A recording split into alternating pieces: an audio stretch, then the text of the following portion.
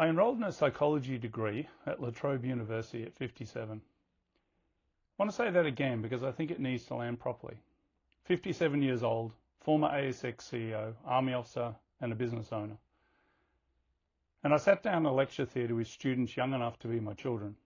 I opened a notebook and started learning things that made me realise I'd been missing something fundamental in leadership for the best part of 30 years.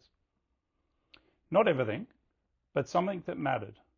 Something that no amount of experience, no MBA, no board role, no peer group had ever given me. This video is about why I did it, what I found when I got there, and why I now believe the psychology underneath the performance is more important to your CEO readiness than almost anything else you can invest in. Let's start with a question that got me there. The question I couldn't answer.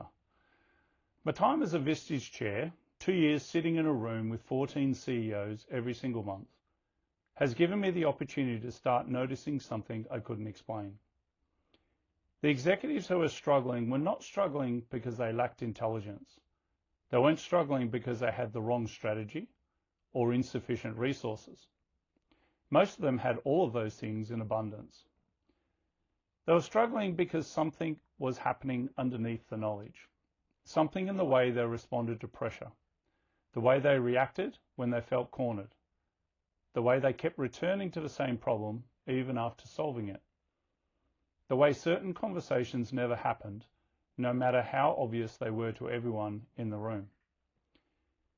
And I kept asking myself, what is that? What is actually going on underneath the performance? I had language for it. In my coaching work, I started calling it the interior game. I could see the patterns and describe them, but I wanted to understand the mechanism. I wanted to know what was actually driving these patterns at a deeper level and whether anything could be done about them. So I enrolled in a psychology degree at 57. What I expected versus what I found. I expected to confirm things I already knew. 30 years in business gives you a real pattern recognition. I assumed I was walking into that lecture theatre to put academic language around practical experience I'd already accumulated. What I found was different. In the first semester, I encountered attachment theory, the way we form bonds early in life, with caregivers, with the world, with safety itself. This creates what psychologists call internal working models. Templates for how we relate to other people, and those templates are not left behind in childhood. They travel with us into every role we ever hold, into the workplace, into the boardroom, into the CEO office. An executive who learned early that approval was conditional on performance will lead differently under pressure from one who grew up knowing that connection was stable regardless of results. Neither is better or worse necessarily, but they are fundamentally different. And when the stakes get high enough, those early templates get activated in ways that look like leadership behaviour, but are actually something much older and much deeper than strategy. I sat in that lecture and thought, I've watched this exact dynamic play out across 30 years of executive life, in myself, in the people around me. I just didn't have a name for what I was seeing. The second thing that stopped me was the neuroscience of threat response.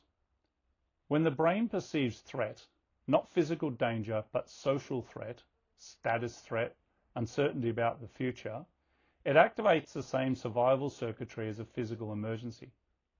The prefrontal cortex, where strategic thinking lives, goes partially offline. Reactive patterns take over. For an executive under sustained pressure, and the CEO role is sustained pressure by definition, this is not a peripheral issue. It is absolutely central. The capacity to remain cognitively clear and strategically effective under conditions that your nervous system is reading as dangerous is arguably the most important capability the top role demands. And almost no leadership development program in Australia addresses it directly. What has changed? Here is what studying psychology at 57 for me practically. It changed the questions I asked. For most of my career, I asked what questions? What is the strategy? What is the problem? What needs to change? These are important questions. They are questions of competent and effective executive, and I'm not diminishing them. But the questions that actually unlock performance at CEO level are why questions. Why does this leader keep reacting the same way when challenged in a room? Why does this executive keep avoiding that one conversation that everyone around them can see needs to happen? Why does this person keep making the same decision even when experience tells them it doesn't work? The what questions live on the surface. They're important, but they are limited. The why questions go underneath. And it is underneath where the real work happens and where the real breakthroughs occur. Studying psychology didn't give me a magic solution to these questions, but it gave me a map, a genuine evidence-based map for understanding what is actually happening inside the people who carry these questions. And the map changes everything. Why this matters for where you are now. Let me connect this directly to where you are. If you're a senior executive preparing for the CEO role, genuinely preparing, not just waiting, you're almost certainly focused on the outside game, the track record, the credentials, the stakeholder relationships, the financial results, the visible boxes being ticked. And all that matters. I'm absolutely not suggesting otherwise. But the CEO role is different from every role that preceded it in one specific and critically important way. There is no ceiling above you, no one to calibrate you, to manage your patterns, to pull you back when something gets activated under pressure. The board will hold you accountable for outcomes. They will not coach you through your interior life. That is entirely your responsibility. That means whatever is unresolved in your psychology, the patterns, the triggers, the blind spots, the templates you've been carrying since long before you walked into your first executive role, will be fully expressed at the top, unfiltered, unmanaged, fully expressed. I've watched this play out more times than I can count.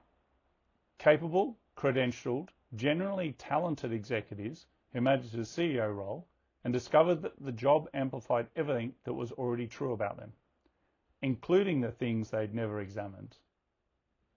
So the interior game is not a metaphor. When I talk about the interior game, I want to be precise about what I mean. I'm not talking about mindset in the way that word is used in motivational content. I'm not talking about positive thinking or resilience frameworks or any of the surface level work that fills most leadership development calendars.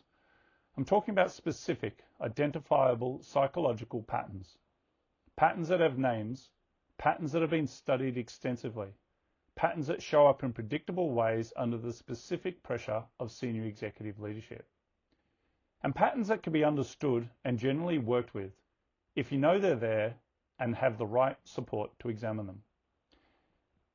That is what I'm building with deep leadership, not another layer added on top of the performance work that goes into the foundation. If I had started this work 20 years ago, not instead of the career but alongside it, I believe I would have led differently.